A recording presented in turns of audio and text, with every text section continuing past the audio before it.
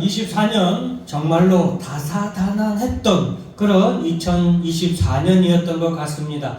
2024년을 시작할 때에는 우리가 2023년 코로나에서 막 벗어나서 참 어려웠던 2023년이었는데 2024년을 맞이하면서는 그 어떤 해보다 더 어려움과 그리고 많은 우리 가운데 역경이 있을 것을 우리가 연초에 시작하는 2024년 연초에 시작하면서 그것을 우리가 예측하고 또 그것을 어느 정도 느꼈기에 2024년에는 하나님 앞에 정말로 모든 문들아 너희 머리를 들지어다 라는 말씀을 받아서 2024년에 일어나는 많은 문제들 우리가 넘어서고 우리 앞에 있는 문제들이 문이 열릴 수 있게 해달라고 간절히 기도했었죠.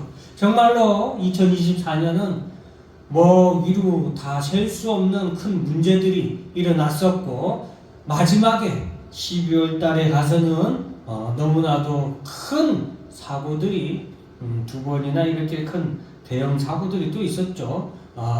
계엄 선포와 그리고 또 항공기 사고까지 더해지면서 정말 2024년은 너무나도 힘들고 너무나도 어렵고 또 너무나도 근심 걱정 가운데서 보내야 했던 2024년입니다. 그러나 하나님께서는 이제 옛것은 지나갔으니 보라 새 것이 되었도다 라고 말씀하시면서 우리에게 2025년 새해를 주셨습니다. 그렇습니다. 하나님께서 이 2024년을 우리에게서 보내시고 이제 새로운 한 해를 우리에게 주신 것은 우리에게 새 한 해에 하나님께서 또 다른 하나님의 새로운 계획을 2025년에 우리에게 실행시키실 것을 우리에게 말씀해 주시는 것과 같습니다. 2025년에는 나의 평안을 너희에게 주노라 라는 이 하나님의 말씀을 우리가 받았습니다. 정말로 코로나 이후로 한 4, 5년 동안 정말로 너무나도 어렵고 힘든 근심과 걱정과 염려가 없는 날이 없을 정도로 우리가 그런 환난과 곤란 가운데서 역경 가운데서 우리가 지내왔다면 이제 2025년은 나의 평안을 너희에게 주노라 라는 이 말씀처럼 우리가 평안에 이르는 한 해가 되기를 간절히 주의 이름으로 축원합니다. 그래서 2025년 표어는 바로 이렇게 나의 평안을 너희에게 주노라 라는 이 표를 받았습니다. 저도 너무나도 이 말씀을 생각하고 이 표를 생각할 때 너무나도 기쁘고 내가 만족하고 내가 기쁘고 그랬어요. 그러나 여러분에게도 2025년이 이 표의 말씀처럼 예수 그리스도의 평안이 여러분 자신에게 그리고 여러분의 가정과 여러분의 직장과 그리고 이 나라에 그리고 우리 교회들에게 예수의 평안이 충만하고 넘치는 그런 2025년이 되기를 간절히 주의 이름으로 축원합니다. 그래서 오늘 본문 말씀도 27절 본문 말씀 한 절만 잡았습니다. 더 많은 말씀을 읽어야 되겠지만 아니요, 2025년에는 저는 이렇게 기도했습니다. 하나님, 다른 많은 기도도 있겠지만 2025년에는 단 하나의 기도, 단 하나의 소원이 있다면 바로 평안에 이르게 하여 주시옵소서라는 마음에서 오늘 말씀도 신년 감사 예배를 드리면서 바로 이 한 절만 다 같이 다시 한번 더 읽어보겠습니다. 평안을 너희에게 끼치노니 곧 나의 평안을 너희에게 주노라. 내가 너희에게 주는 것은 세상이 주는 것과 같지 아니하니라. 너희는 마음에 근심하지도 말고 두려워하지도 말라. 아멘. 이 말씀입니다. 예수님은 이 땅에 우리에게 평안을 주시기 위해서 오신 분입니다. 그래서 성경은 계속해서 평강의 왕이, 평화의 왕이 이 땅에 오셔서 이 땅의 전쟁과 그리고 온갖 역경과 혼란과 그리고 끝없는 싸움에 지쳐있는 이 땅에 평화의 왕으로 평강의 왕으로 이 땅에 오실 그리스도에 대해서 성경에서 계속해서 얘기를 하고 있습니다. 가장 대표적인 것이 바로 솔로몬 왕을 통하여서 하나님께서는 예수가 그리스도가 이 땅에 평강의 왕으로 이 땅에 오실 것을 말씀해 주셨죠.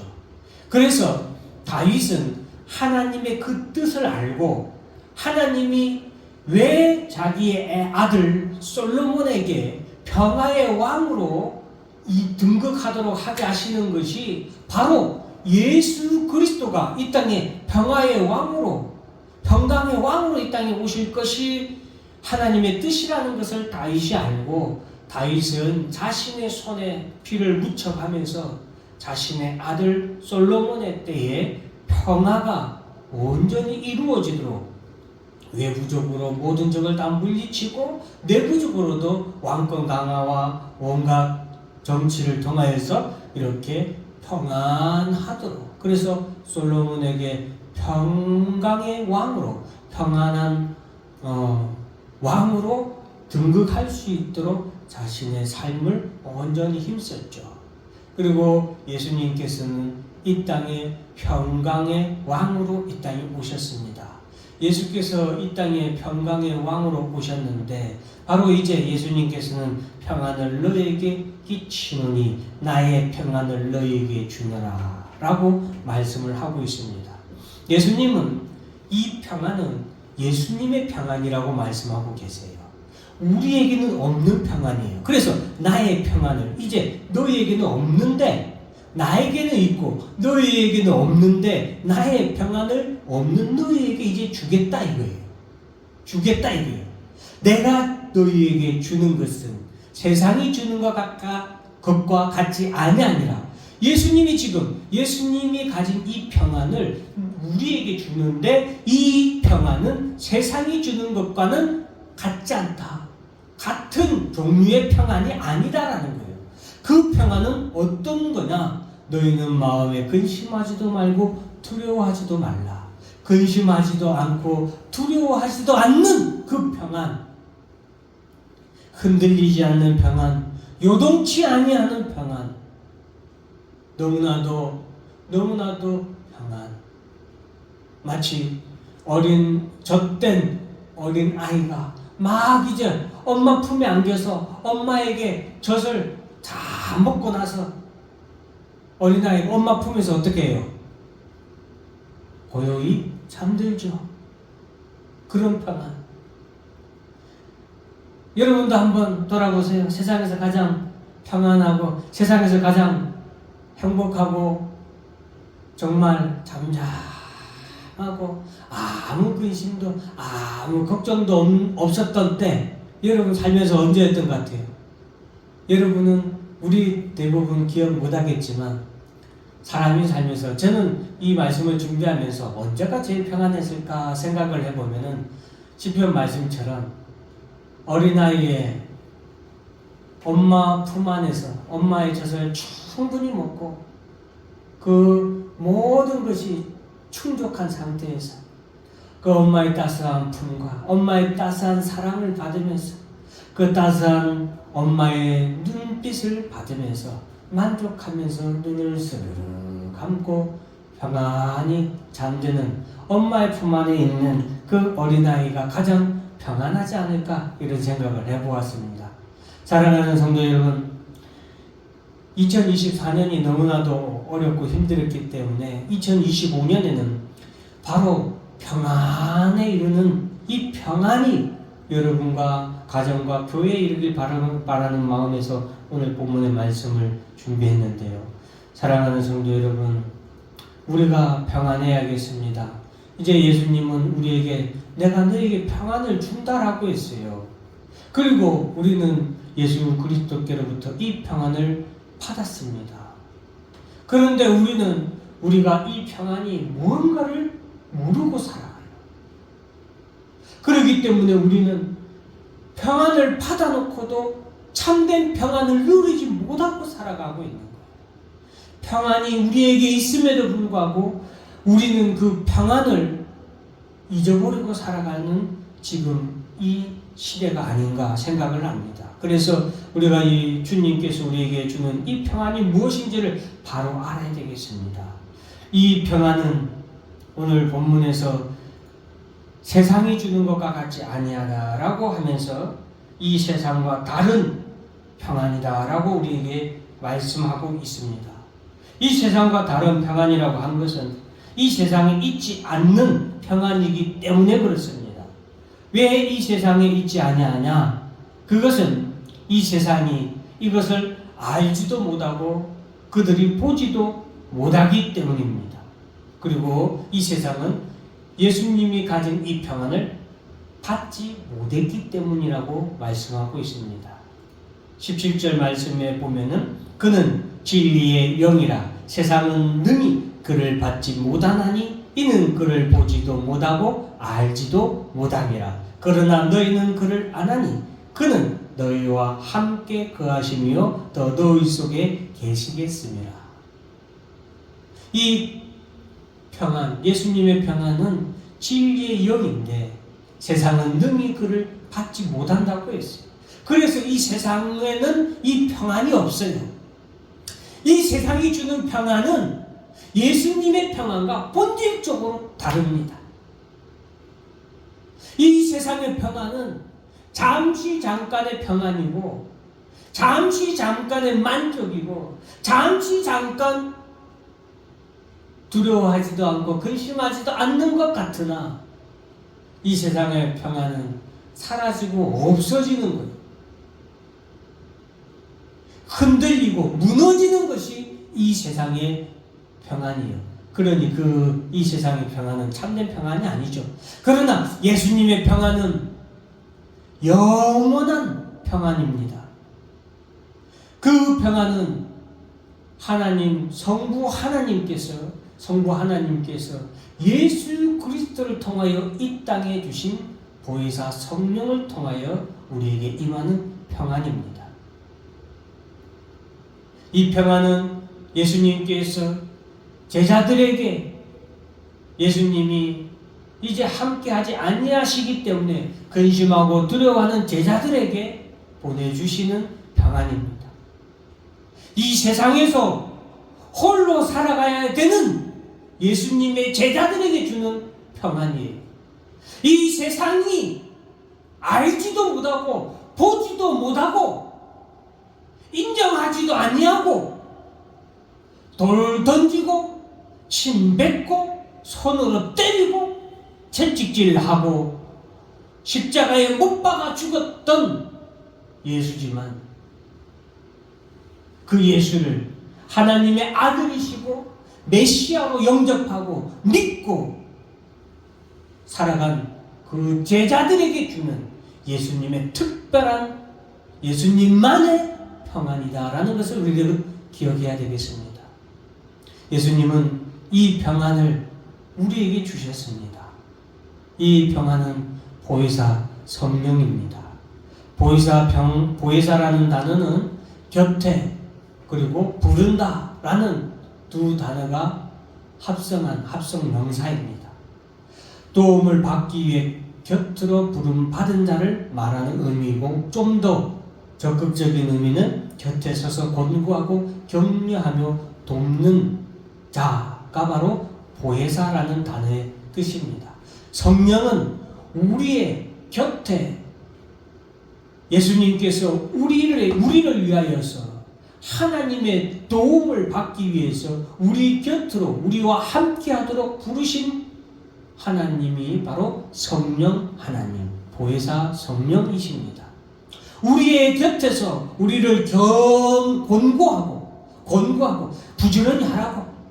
야야 얼른 교회 가야지. 야야 얼른 하나님 말씀 잘 읽고 듣고 보고 받아야지. 기도해야지. 어렵고 힘들 때는 격려하며 힘내라고 격려하며 돕고 우리가 넘어져서 주저앉았을 때 우리를 잡아 일으키는 돕는 그 역할을 담당하시는 분이 누구다? 보혜사 성령님이시다는 거예요. 그 보혜사 성령님께서는 성부 하나님께서 아들의 이름으로 이 땅에 보내셨습니다. 오늘 보면 이제 14장 16절에 나오는데 16절에 내가 아버지께 구하겠으니 그가 또 다른 보혜사를 너희에게 주사 영원토록 너희와 함께 있게 하리니 이 보혜사는 한 번 우리에게 온 이후로 영원토록 우리와 함께 한다 했어요. 이 말의 의미는 굉장합니다. 그 이유는 영원이기 때문에 그래요. 예수 그리스도로 말미암아 이 보혜사가 우리에게로 온 이후로 이 보혜사 성령은 영원히 하나님 나라에서도 우리와 함께 하시는, 하나님 나라에서 영원까지도 우리와 함께 하시는, 그러니까 우리가 이 땅에 사는 동안에도 우리가 잠시 잠깐 하나님 앞에서 범죄하고 하나님 앞에서 넘어지고 우리가 잠시 잠깐 시험에 들었을지라도 이 성령은 여전히 우리와 함께 하시는 분이에요. 그래서 베드로가 시험에 빠져서 그가 3번이나 예수님을 부인했지만 예수님 앞에 회개하고 예수께로 돌아올 수 있었던 것은 그가 보혜사 성령님께서 그를 지켜주시고 그를 권고하고 인도해 주셨기 때문입니다. 물론 보혜사 성령은 오순절 이후로 오시지만 이런 성령의 사역은 그 전에도 진행되고 있었다라는 것을 우리가 알아야 되겠습니다. 성자 예수로 말미암아 우리에게로 이 보혜사 성령이 오셨습니다. 사도행전 2장 33절에 보면 하나님이 오른손으로 예수를 높이시매 그가 약속하신 성령을 아버지께 받아서 너희가 보고 듣는 이것을 뭐했다? 부어주셨느니라. 예수로 말미암아 우리에게로 오셨죠. 그래서 보혜사 성령은 하나님께로부터 예수 그리스도의 이름으로 이 땅에 오신 분이 바로 보혜사 성령입니다. 그리고 이 보혜사 성령은 우리에게 오셔서 우리를 돕는 그런 사역을 진행을 하시는데 이 보혜사 성령이 바로 예수님이 우리에게 주시는 예수님이 가진 참된 평안입니다. 이 성령님께서 우리 가운데 오셨을 때, 우리 가운데 오셔서 우리 가운데 역사하실 때 우리에게는 참된 평안이 있게 되는 것이다 라는 것입니다. 여러분, 이 보혜사 성령이 세상의 평안과 다른 것은 이 세상에 있지 않는 평안이고 이 세상은 진리의 영을 받지 못했기 때문이다 라는 것입니다. 그래서 이 세상은 이 진리의 영 성령을 보지도 못하고 듣지도 못하고 알지도 못합니다. 이 세상은 그래서 이 진리의 영을 받지 못했고 알지 못하기 때문에 이 세상은 이 평안을 또한 알지 못합니다. 오늘날 수많은 사람들이 평안을 얻기를 원합니다. 그래서 어떤 사람들은 노래를 통하여서 평안을 얻으려고 클래식도 섭렵해보고 판소리도 섭렵해보고 요즘 유행하는 K-팝 또 자신들이 좋아하는 가수로부터 이런 평안을 얻으려고 합니다. 어떤 사람은 조용한 산에 가서 새소리도 듣고 또 저 절밥도 먹어가면서 그 평안을 얻으려고 산속으로 들어가는 그런 사람도 있습니다. 여러분, 이 평안을 돈을 많이 벌면 내가 좋은 집에서 살면 평안할 줄 알고 돈을 많이 벌고 혹은 성공하기 위해서 사람들은 노력을 합니다. 그러나 세상이 주는 평안은 흔들리고 요동칩니다. 상황에 따라 그 세상이 주는 평안은 불안과 걱정과 두려움이 엄습합니다. 그렇지 않습니까, 여러분? 그러나 주님이 주시는 평안은 환난의 때에도 가난한 때에도 모든 것이 깜깜한 때에도 그리고 심지어 죽음이 내 앞에 이르렀을 때에도 그로 인하여 근심하지 아니하고 걱정하지 않고 염려하지 아니하고 두려워하지 아니하고 평안한 그런 평안이 바로 주님이 주시는 평안입니다. 사랑하는 성도 여러분, 예수님께서는 내가 너희를 고와 같이 버려두지 아니하고 너희에게로 오리라 라고 하셨습니다. 예수님께서 오신 것, 그것이 바로 예수님께서 우리에게 내가 너희에게 주노라 라고 한 그 평안. 조금 있으면 세상은 다시 나를 보지 못할 것이로되 너희는 나를 보리니 이는 내가 살아있고 너희도 살아있겠습니다. 너희가 나를 보리라 라고 했던 그 말씀. 그날에는 내가 아버지 안에 너희가 내 안에 내가 너희 안에 있는 것을 너희가 알리라. 그날에는 알게 되는 이것이 바로 보혜사 성령께서 우리 가운데 오신 것이고 그 보혜사 성령은 나의 평안을 너희에게 주노라 라신 주님의 약속이 이루어지신 것이고 이 보혜사 성령이 우리에게로 오셔서 예수의 평안에 이르게 하십니다. 그 예수의 평안은 어떤 평안이냐? 성령께서 우리를 진리의 말씀을 통하여서 하나님의 아들 그리스도가 누구인지 우리로 하여금 보고 듣고 깨닫게 하셔서 우리로 하여금 예수에게로 인도를 합니다. 그리고 예수 그리스도를 통하여서 예수가 나의 구주와 하나님의 아들이시고 나의 구주인 것을 우리가 믿고 그를 시인함으로 예수 그리스도를 영접함으로 보혜사 성령이 우리 가운데서 평안을 차고 넘치게 해주십니다. 그것이 바로 예수 그리스도의 평안이 우리에게 이룬 것이고 그 평안은 또한 성부와 성자와 성령이 우리 가운데서 하나가 되심으로 우리와 더불어서 한 곳에 거하심으로 얻게 되는 평안입니다. 사랑하는 성도 여러분, 정말로 저는 흔들리지 않는 평안이 2025년에 우리 성도 여러분들과 가정과 그리고 이 교회와 이 나라에 흔들리지 않는 평안이 임하길 바랍니다. 세상의 평안은 여러분 쉽게 흔들리고 쉽게 요동하고 변하고 변질되고 그리고 무너집니다. 그러나 예수 그리스도의 평안은 영원히 그 평안은 우리에게 거하며 어떤 상황에서도 흔들리지 아니하고 어떤 경우에도 변하지 아니하는 그런 평안입니다.